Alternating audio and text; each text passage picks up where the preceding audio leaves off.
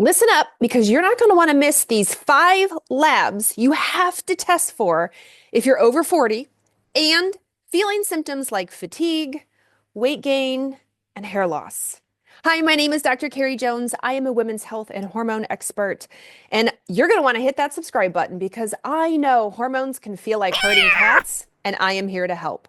Now, here's the thing. When you're over 40, you're considered usually perimenopausal, and everything gets chalked up to perimenopause. Oh, you're tired? Yeah, you're over 40. Oh, you're having hair loss? Yeah, you're over 40. Oh, you're having brain fog? Yeah, you're over 40. That's what happens when you're perimenopausal. And sure, your hormones are changing. Sure, there are a lot of symptoms associated with perimenopause and that whole transition to becoming postmenopausal, but it's not the only thing. It's not the end all be all. So let me give you 5 labs you're going to want to ask for because the symptoms overlap.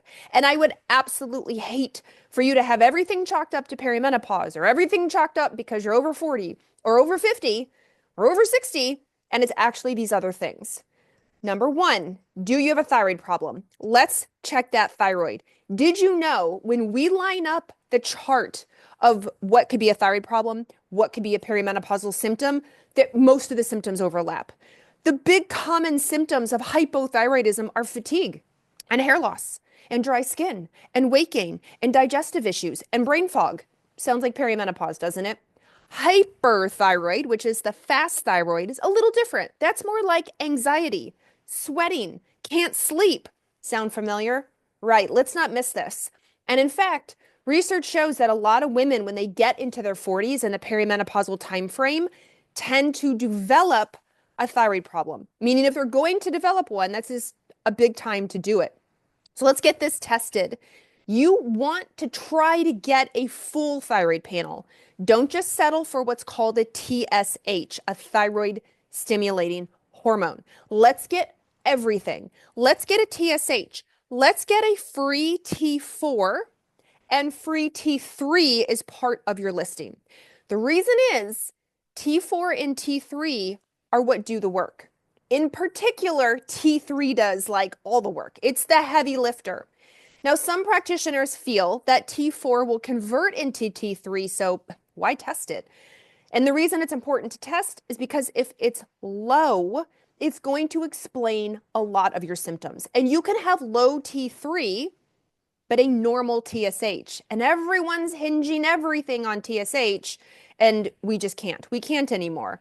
TSH is made in the brain, and it can be in the range for a long time, longer than you think, while T4 and T3 are declining in your body and pushing you more and more and more into hypothyroidism.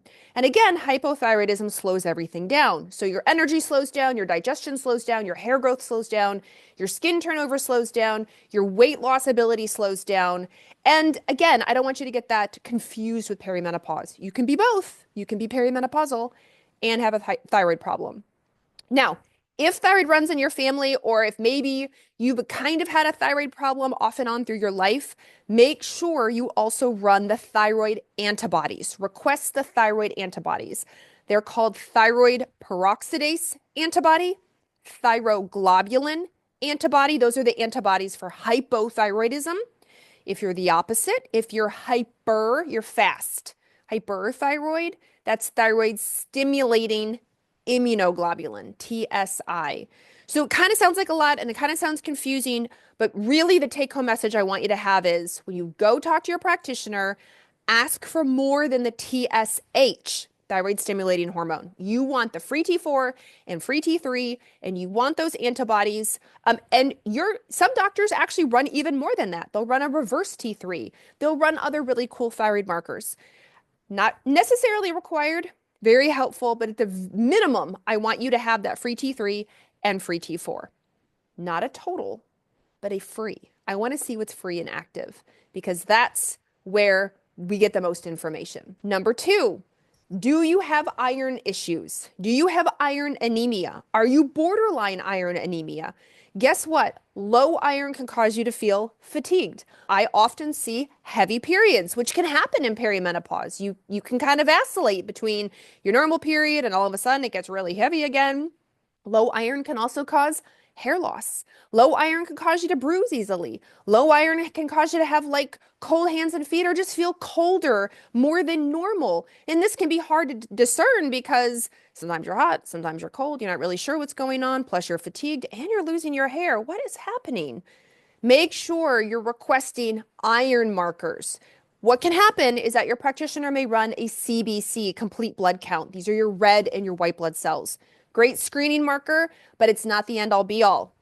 We want to get into an iron panel. Request an iron panel. Make sure you get iron. Make sure you get what's called ferritin with an F. Ferritin.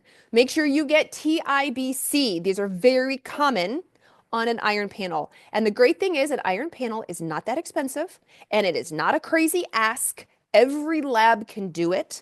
We just want to go beyond the CBC. I would hate for you to have even borderline low iron this whole time and all of a sudden everyone's just telling you it's perimenopause. Maybe we have to figure out why you have low iron. Number three is B12 anemia. Vitamin B12, when it goes low, it's a different kind of anemia. So we have iron anemia and you can have B12 anemia. You can even have folate anemia. But we're going to focus on B12 because B12 plays a big role, again, in energy. Actually, B12 plays a huge role in your whole body. But let's just talk about energy for one. And a lot of my patients I know say to me, I hit this age and my energy went down. But everything kind of changed. Their digestion changes. They're trying new things, new diets. Maybe they've been borderline B12 low for a while. And now it's finally like, it really is low. And it's worsening their mental clarity. It's worsening their fatigue. I would, again, hate for you to have a B12 issue, a B12 deficiency, and it's been missed this whole time, and they just say, it's just perimenopause. It's just because you're over 40. It's just because you're over 50. Because guess what? A B12 deficiency is so easy to fix. Let's get that figured out. Now, one of the caveats for B12 that I always want to check in on, if you have other autoimmune conditions, if you have Hashimoto's, for example, which is an autoimmune thyroid, you are higher risk for the autoimmune inability to absorb B12. The test for it is called intrinsic factor. So if you have low B12, it's possible it's because you can't absorb it very well at all. Because autoimmune in the area of your stomach that's supposed to digest the B12, absorb the B12, just isn't doing it. So intrinsic factor antibodies can tell us if you have this. And like I said, if you already have autoimmune, specifically as a prime example is Hashimoto's, autoimmune thyroid, you're at a higher risk. So if you have that, make sure, besides ordering a B12, which is very easy, it's just a vitamin B12 check in the blood, and it's very cheap, and it's generally covered by insurance, or you can order it yourself, that also evaluate intrinsic factor. If your intrinsic factor is positive, then B12 supplements that you swallow are not going to be absorbed very well. B12 in food that you swallow, like in meat, it's not going to be absorbed very well. So now we have to look for other routes. B12 injections is typically the route that we go when I see somebody who has intrinsic factor. That leads me to number 4. Number 4 is low vitamin D. Now, low vitamin D doesn't usually have symptoms. If you were to Google search symptoms of low vitamin D, most of the time the first sentence is, it doesn't normally have symptoms, except I hear over and over and over again when we help replace women's vitamin D levels, they just feel so much better. Their energy got better, their muscle pain got better, their joint pain got better. And who tends to have those symptoms? Perimenopausal women. Women who have low estrogen tend to have muscle and joint issues. Now, you could have both. Low estrogen and low vitamin D can both be contributing to the symptoms that you're having. But again, I would hate for you to miss low vitamin D because nobody's bothered to test it. And if you happen to live in an area that doesn't have a lot of sun, or even if you live in an area that has a lot of sun, but you don't see it because you're covered yourself in SPF, or you rarely go outside, then you're just not going to have a lot of vitamin D. So make sure you request vitamin D check as well. That leads me to number 5. Number 5 is to check your blood sugar and insulin. All the time, when blood sugar and insulin is off, I see women have a lot of fatigue, mood issues like they get hangry or they get impatient, they get irritable. I see a lot of insomnia issues. They wake up at 3 in the morning, 4 in the morning because their blood sugar has changed. And we know that blood sugar and insulin, blood sugar is called glucose. We know that glucose and insulin, when completely out of whack, can contribute to weight gain, especially around the middle. Less so in the lower region, the thighs, the hips, the booty, more so around the belly area. And who often says, I can't sleep, I'm hangry, I'm angry, I'm having mood issues, I'm tired, and I'm gaining weight? Oftentimes it's women as they get above 40 and they get above 50. Again, it's chalked up to, it's just that time. It's got to be due to estrogen. Estrogen can play a big role in blood sugar. But what if you went into perimenopause already having blood sugar and insulin issues and didn't know it? Nobody bothered to test. It's a really simple test. You probably had your glucose checked multiple times through your life because it's done fasting. So every time you had a fasting blood draw, usually it's included in there. Oftentimes it's included in a panel called Comprehensive Metabolic Panel, CMP. Sometimes you'll see it in a basic metabolic panel. A lot of times people run the comprehensive. Now, insulin is not often run. It's, for some reason, safe for more advanced blood sugar or cardiovascular workup. And I just think that's wrong. I think women should really know their insulin levels like they should know all their other levels, vitamin D, iron, B12, etc. Insulin is also done fasting. When we're looking at glucose fasting, the range goes up to 100. You want your fasting glucose under 100. Usually the range is like, hey, you want to stay between 75 and 100. What we know because we're trying to avoid chronic disease, we're trying to avoid diabetes type 2, we're trying to avoid metabolic syndrome, we actually want your glucose tighter. So when we're thinking from like an integrative, holistic, functional approach, you probably want your blood sugar under 90. So somewhere like 75 to 90 or even 75 to 85. Really tighten that up. Right now, the guidelines to me and to a lot of, let's say, chronic disease, longevity type doctors, we feel like the range is a little loosey-goosey. It's allowing for blood sugar to be higher than it really actually should be. Because again, in the end, we want you to have less risk for chronic disease. I don't want you to have type 2 diabetes if we can avoid it.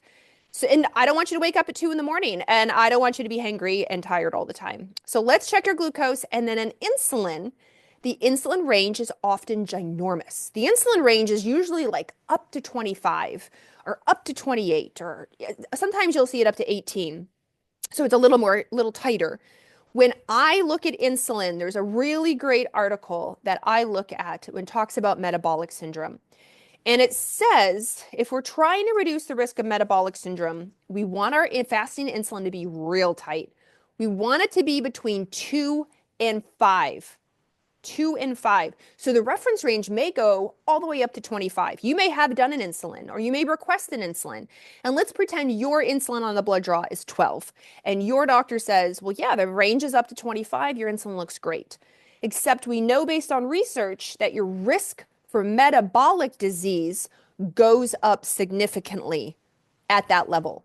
Even though it's in range, the labs have not caught up to the research. And there is a push to get insulin to be a lot tighter. So from, again, an integrative, holistic, functional standpoint, you want your fasting insulin probably to be between 2 and 5. Now, with blood sugar and insulin, this is assuming you are listening to this and you are not diabetic.